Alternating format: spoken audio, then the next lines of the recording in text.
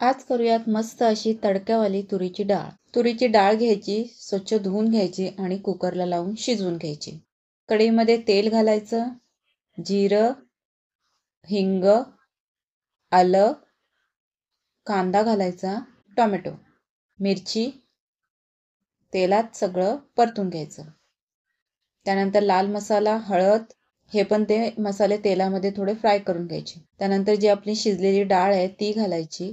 चांगलं सगळं मिक्स करून घ्यायचं.